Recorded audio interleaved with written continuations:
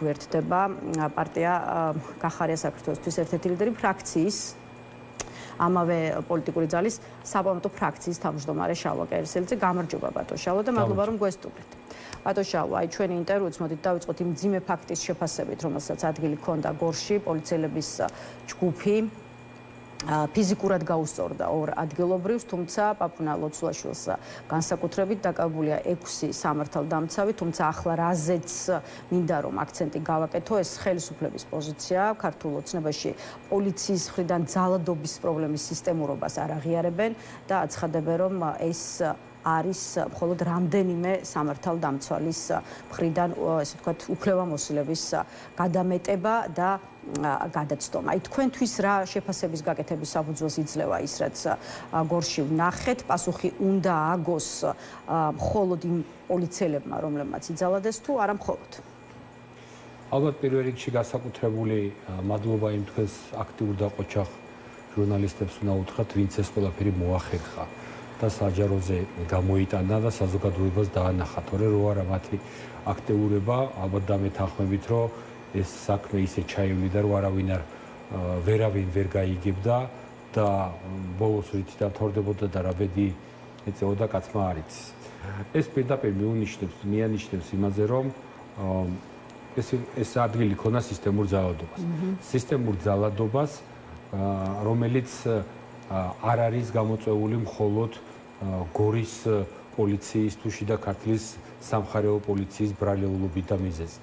ეს არის მთლიანად სისტემური პრობლემა, არა მარტო შინაგან საქმეთა სამინისტროსი, არამედ ზოგადად სახელმწიფოსი. სისტემური პრობლემა იქიდან გამომდინარე, რომ პრაქტიკულად ამ ფაქტმა აჩვენა, რომ დღეს საქართველოში არავინ დაცული აღარ არის. აქ არ არის საუბარი ოპოზიციაზე, აქ არ არის საუბარი პოლიტიკოსებზე, არ არის საუბარი ხელისუფლების მოწინააღმდეგე ადამიანებზე, ან კიდე განსხვავებული აზრი, ვისაც აქვს და გაგვაჩნია. არამედ აქ საუბარი არის ჩვეულებრივ, უბრალო, არაპოლიტიზირებულ საქართველოს მოქალაქეებზე, რომელიც შეიძლება ნებისმიერ დროს, ნებისმიერ მოქალაქეს იგივე მდგომარეობაში აღმოჩნდეს და ჩავარდეს. ამიტომ, რა თქმა უნდა, ამას ძალიან მკაფიო რეაგირება ჭირდება და ჩვენ გუშინ ღამიდან მოყოლებული ალბათ დღეს ადევნებდით თვალს დილიდან პარლამენტში მაქსიმალურად აქტიური იყო ეს საკითხი, დაწყებული დილის ბრიფინგით, შემდეგ და ბოლოს დავასრულეთ იმის, რომ ჩვენ ფრაქციას ამ საგაზაფხულო სესიაში ერთი პოლიტიკური ტრიბუნა გქონდა დარჩენილი და ისაც გამოვიყენეთ დღეს სწორედ აი ამ უშუალო გუშინდელი გორში მომხდარი ძალადობასთან მიმართებაში და ალბათ ადევნებდით თვალყურს, როგორ წვავედ მიდიოდა და როგორ ძალიან დიდი დისკომფორტი შეუქმნი ქორწილზე და ცხოვრიდანაც კი გამოვიდნენ, იმიტომ რომ ესეთი პრობლემები მარტო ის რომ დავაკავეთ ჩვენ იცით რა გავიგე მოხდა გადაცდომა, მცირეოდენი გადაცდომას ეძახიან და დავაკავეთ 6 კაცი და მე რა მოხდა აგიდანაჭი. არა, აქ 6 კაცი არ არის საქმე. აქ სისტემაზეა საუბარი და კეთილი უნდა ინებონ და ამ 6 კაცის გარდა რაიონის ხელმძღვანელობამ, რეგიონის ხელმძღვანელობამაც და სამინისტროს ხელმძღვანელობამაც შესაბამისმა პასუხისმგებლობა პირებმა პირველი პირიდან დაწყებული პასუხი უნდა აქვთ. არა და ქართულ ოცნებაში ზუსტად ამ 6 პოლიციელზე აკეთებენ აქცენტს და ამბობენ, რომ მათი დაკავება არის სახელმწიფოს პასუხი იმაზე, რაც გორში მოხდა. არის თუ არა პოლიციელების დაპატიმრება მესიჯი სხვა სამართალდამცველებისთვის, რომ აი სამსახურებრივი უფლებამოსილების ძალადობით გადამეტების შემთხვევაში, სხვა შემთხვევებშიც სახელმწიფოს ექნება იგივე რეაგირება და იგივე რეაქცია და ყველა ვინც იძალადებს ანალოგიურად ციხეში ამოყობს თავს. აი პოლიციელების დაკავება რამდენად უნდა წავიკითხოთ, როგორც აღნიშნული შინაარსის მესიჯი სახელმწიფოს მხრიდან შინაგან საქმეთა სამინისტროს თანამშრომლებისთვის გაგზავნილი. და გავმეორდები, რომ არ გამომზეურებულიყო ეს კადრები, ალბათ დამეთანხმებით, რომ არც ადამიანები განთავისუფლდებოდნენ დაკავებული თანამდებობიდან და ისე ჩაივლიდა ეს პროცესი, რომ ვერაფერს ვერ გაიგებდა. და ესეთი ფაქტები, რაც გუშინ მოხდა და ვიხილეთ ჩვენ გორში, თქვენ წარმოდგენილი გაქვთ, რამდენი ფაქტია ესეთი მომხდარი, რომელიც უბრალოდ არ გასაჯაროვდა და ვერ გაიგეს. მაგრამ აქ საუბარი რაზეა იცით? საპროტესტო აქციების დროს პირველი ნაბიჯი იყო ის, რომ ხელისუფლების მოწინააღმდეგე პროტესტანტების მიმართ, სემდნენ, აკავებდნენ, ძარცვავდნენ კიდევაც გაურკვეველი ადამიანები. ხო გახსოვთ რა? ხან საფულეს პარავდნენ, ხართმევდნენ, ხან ტანსაცმელს ღამე ურეკავდნენ, აგინებდნენ მოქალაქეებს, რომ მაქსიმალურად ეს პროტესტი ჩაეხშოთ, მაგრამ ეს სულ სხვა მოცემულობაა, სულ სხვა რეალობაა. აქ პოლიტიკასთან არა აქვს არანაირი კავშირი.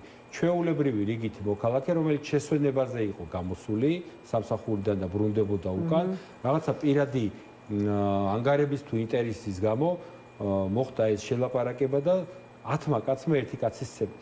გამოდის ხელისუფლება ეროვნულობაზე გვესაუბრება, ოჯახის სიწმინდეზე, ტრადიციებზე, ქართველობაზე, კაცობაზე, ღირსებაზე, გამიგეთ და ამ დროს პოლიციის მუნდირ ქვეშ ამოფარებული ადამიანები, რომელიც უნდა იცავდნენ სახელმწიფოს და საქართველოს მოსახლეობას საქართველოს სახელმწიფოს სახელით.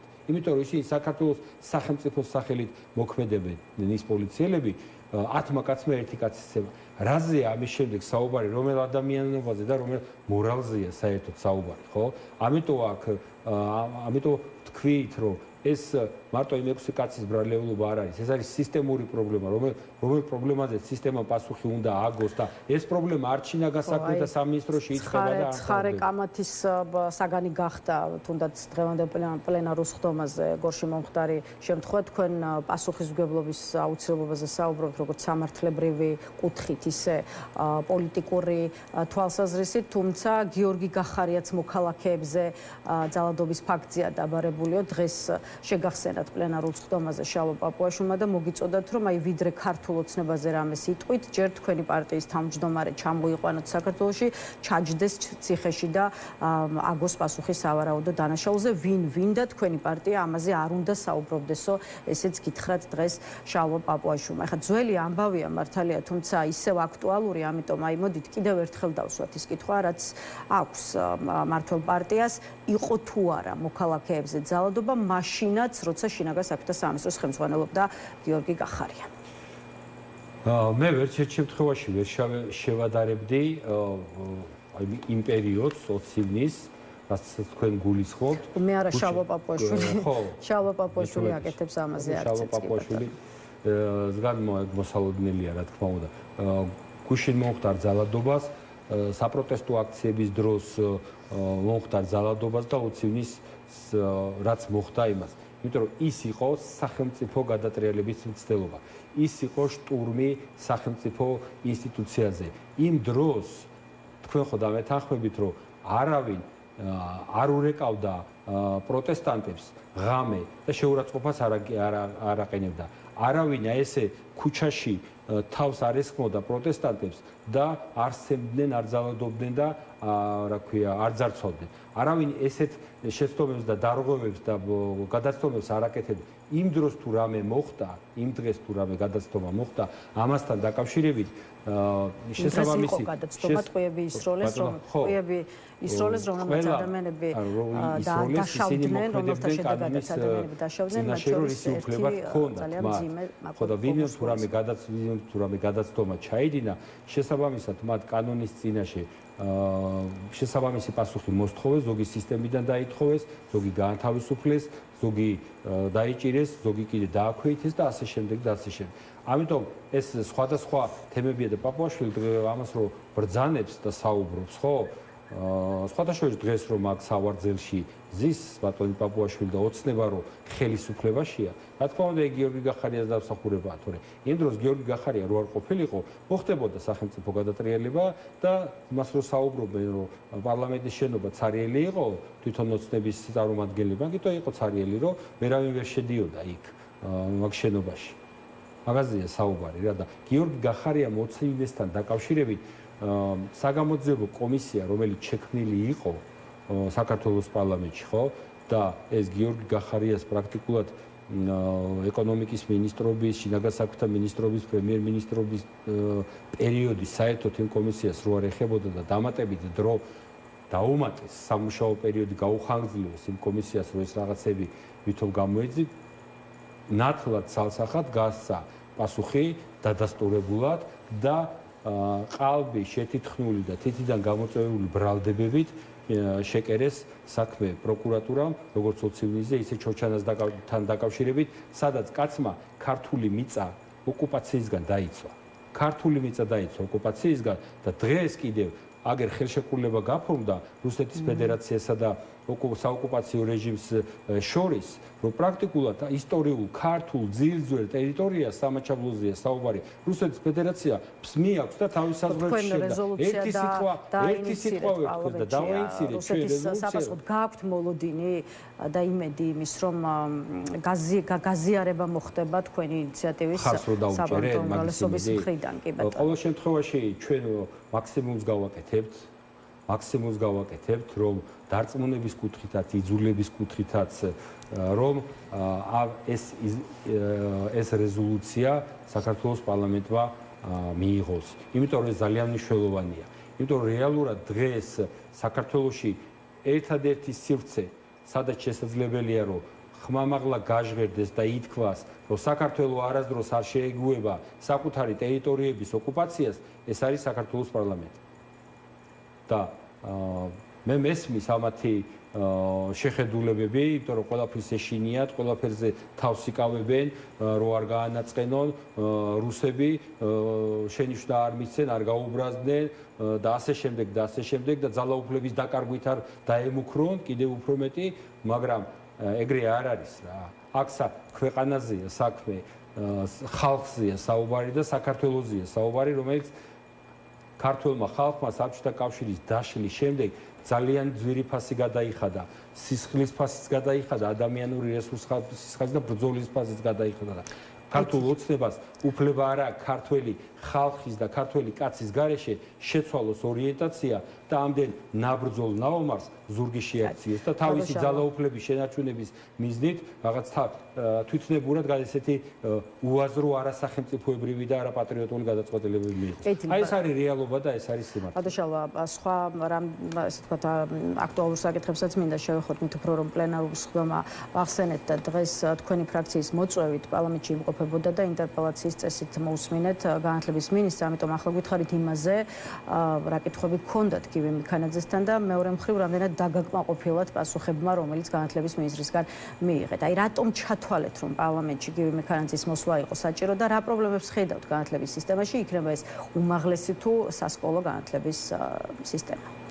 ხო, ჩვენ რაც პარლამენტში მივიღეთ გადაწყვეტილება და საქართველოს პარლამენტში შევედით, გივი მიქანაძე უკვე მეოთხე მინისტრია, ვინც მოვიწვიეთ ინტერპელაციის ფორმატში, იმიტომ რომ იცით რომ მინისტრის საათის ფორმატი საქართველოს პარლამენტში გააუქმეს რეალურად და ესეთის აღარ არსებობს. ამიტომ ეს არსებობს ეს ინტერპელაცია და ყავდა რეგიონები, რეგიონალური მინისტრი, იყო ჯანდაცვის მინისტრი, საგარეო საქმეთა მინისტრი და განათლების მინისტრი.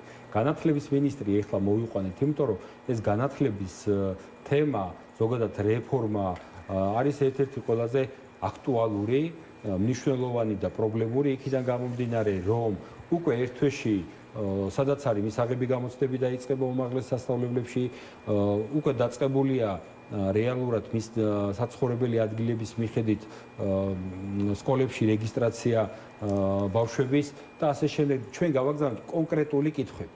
კონკრეტული კითხვები, როგორც ზოგადი განათლების შესახებ, ასევე კონკრეტული კითხვები უმაღლესი განათლების შესახებ, საკმაოდ ვრცელი კითხვები იყო, 44 კითხვა იყო. პასუხებმა თუ დაგაკმაყოფილეთ კითხვები კი იყო ვრცელი. პასუხები იყო ძალიან არაჯეროვანი, არადამაკმაყოფილებელი, არასრულყოფილი და ზოგადი და ბონდოვანი. ანუ აი პროცესის დონეზე იყოს, აი ჩვენ ამას ვაპირებთ, ჩვენ ამას რაღაც ვიწყებთ ამის გაკეთებას და ასე შემდეგ და ასე შემდეგ. ეხლა რამოდენიმე მიმართულებაზე შემიძლია გითხრათ, ძირითადი რამოდენიმე კითხვების შინაარსზე, თუ მაგალითად ერთ-ერთი მნიშვნელოვანი იყო სკოლების საკითხი, ინფრასტრუქტურა, რომელიც იცით რომ ასეულობით სკოლა, რომელიც დაიშალა, დაინგრა, რომ იქ უნდა აშენებულიყო ახალი სკოლა. მაგრამ არც დაწყებულა, ან რომელიც დაიწყო არც აშენებულა და პრაქტიკულად იქ სკოლა აღარ არის. ასეულობით სკოლაა, რომლის რეაბილიტაცია უნდა დაწყებულიყო, რემონტი, მაგრამ არ დაწყებულა და ის სკოლა დახურულია და სასწავლო პროცესი, რა თქმა უნდა, არ მიდის. აი ამ პრობლემაზე ეს დედაქალაქშიც ხდება და მუნიციპალიტეტებშიც ხდება. აი ამ პრობლემაზე კითხვები რო ჩვენ დავუსვით, ძალიან პირდაპირ ვერ თქვა ეხლა მთლად, იმიტომ რომ არ გამოდიოდა ეხლა პირდაპირ ვერ იტყოდა, მაგრამ მიანიშნა და მიგვანიშნა, რომ ესო ჩემ კომპეტენციას ხდებაო. ეს ინფრასტრუქტურული ნაწილიო, ნაწილი ინფრასტრუქტურის სამინისტრომ წაიღო, ნაწილი რეგიონალურმა სამინისტროს და მცირედი რემონტები, რეაბილიტაციები მუნიციპალიტეტმა. ანუ თუ რამე ვერ ესწრება თავის დროზე, მათი ბრალეულობა არისო. გამიგეთ თქვენ. ასევე, როდესაც საუბარი იყო ბავშვთა კვებაზე, რომელიც ერთ-ერთი აქტუალური საკითხია და პირდაპირ აღნიშნეთ და უთხარით, რომ ყოველი გაზრდილი ბიუჯეტი საქართველოსი უნდა ხმარდებოდეს და უნდა ნაწილდებოდეს სწორად საქართველოს მოქალაქეებზე, რომ ჩვენმა მოქალაქეებმა მიიღონ ბიუჯეტიდან ის სიკეთე, ის ყოფითი პრობლემების მოსაგვარებლად და არ უნდა ნაწილდებოდეს ისე, რომ ვიღაცებმა საკუთარი გავლენების, ბიზნესის თუ კომფორტის მისაღებად დაიხარჯოს ეს ფული, ხო? ნუ ძვირი ჯდება, სკოლები არ არიან მზად, მომზადება ჭირდება და ასე შემდეგ და ასე შემდეგ. სკოლების არა, მაგრამ უმაღლესი განათლების სისტემაში პრობლემებზე როდესაც დავსვით შეკითხვა, რომ ერთი ისევ გიორგი გახარია წამოგაძახათ განათლების მინისტრმა, მორალისგან მოშორებულია, რომ განათლების სისტემაზე საერთოდ კითხვა სვამთო, ასეთი იყო მისი პასუხი, რომელმაც გითხრათ ისიც, რომ აი მაგალითად პოლიციის აკადემიაში უმაღლესი განათლების მიმართულება რომ აღარ არის, თქვენი გაქცეული ლიდერის გიორგი გახარიას დამსახურება. ახლა როგორც წესი პარლამენტში დაბარებულ მინისტრებთან თქვენი დიალოგი აი ასეთ სტილში მიდის ხოლმე, ასე იყო წინა მინისტრების შემთხვევაში და ასე იყო დღესაც უკვე განათლების მინისტრის შემთხვევაში. თქვენ წარსულიდან წამოაძახებთ ხოლმე რაღაცას ქართული ოცნების მთავრობის წევრებს, ისინი გიორგი გახარიაზე მიგითითებენ და აი ასე გადის პლენარულ სტომაზე რამდენიმე საათი. გაუთავებელი პოლიტიკური აი ამ კინკლაობის და ჩხუბის გარდა რა შედეგი აქვს საკანონმდებლო ორგანოში მთავრობის წევრების დაბარებას? გეტყვით. ჩვენ დავიწყოთ იმით, რომ არაფერს არ წამოვაძახებთ ხოლმე. ჩვენ რასაც ვეუბნებით კონკრეტულ პრობლემას, სვავთ კონკრეტულ კითხვებს და ვითხოვთ კონკრეტულ პასუხს. დღესაც წამოვაძახეთ გივი მიქანიძეს, რომ სადღაც ოდესღაც ნაციონალური მოძრაობის მთავრობაში გეტყვით რატო წამოვაძახებთ? თუ ხელისუფლებაში გეტყვით რატო წამოვაძახებთ? რატო ვაძახებთ ხოლმე გეტყვით? როდესაც დაუსვავ ადამიანს კონკრეტულ მithumetes მინისტრს, კონკრეტულ კითხვას, კონკრეტულ პრობლემას და მისგან ითხოვ კონკრეტულ პასუხს და კონკრეტული პასუხის მაგივრად ღებულობ იმას, რომ მათი საკუთარი არაკომპეტენტურობის გადასაფარად შენ კომპეტენციაზე საუბრობს, საკუთარი კორუმპირებულობის გადასაფარად სხვის კორუმპირებულებაზე იწყებს საუბარს და პასუხი როცა აქვს, თემა გადააქვს, საერთოდ დღეს გიორგი გახარია ახსენა, არ ვიცი გივი მიქანაძემ რამდენჯერ რა. იმიტომ რომ სულ გიორგი გახარიაზე ლაპარაკობდა და მოსული იყო ადამიანი, რომელსაც უნდა გაეცა ზოგად განათლებაზე და უმაღლეს განათლებაზე ჩვენს მიერ დასმული კონკრეტული შეკითხვები და საუბრობდა გიორგი გახარიაზე. იმდენად არის განაწყენებული გიორგი გახარია რომ გააგდო სამსახურიდან რომ გააგდო პოლიციის აკადემიაში იყო. ბატონო? ხო, აი ზუსტად ამას გავუსვი მეც ხაზი, რომ რამდენიმე საათის განმავლობაში აი თქვენს დიალოგს რომ მიადევნოს საზოგადოებამ თვალი, კინკლაობის გარდა იქ შინაარსობრივს ვერაფერს დაინახავს. შესაბამისად, აი რა აზრი აქვს ხოლმე, როცა მთავრობის წევრებს იბარებთ ინტერპელაციის წესით, თუ კი თქვენ თვითონაც გაქვთ საბოლოო ჯამში განცდა, რომ კითხვებზე პასუხებს ვერ იღებთ. ნუ ყოველ შემთხვევაში ეს უნდა დავიბაროთ და საზოგადოება უნდა შეხედოს და საზოგადოება უნდა განსაჯოს, რა დამოკიდებულება აქვს ხელისუფლებას, იმიტომ რომ საზოგადოებამ ძალიან კარგად იცის, რომ ვაგზავნით კონკრეტულ შეკითხვებს, რაც მათ აინტერესებს და მათ რაც აინტერესებს იმ შეკითხვებზე მინისტრები როგორ პასუხობენ და როგორ ცემენ პასუხებს და როგორ ცდილობენ რომ თავი აარიდონ შეკითხვებს, ან კიდე სხვა თემაზე გადაიტანონ ეს დაპირისპირებაში თუ შეურაცხყოფაზე, ეს საზოგადოებამ განსაჯოს თვითონ რამდენად სწორია და ვინ არის მართალი და ვინ მტყუარი.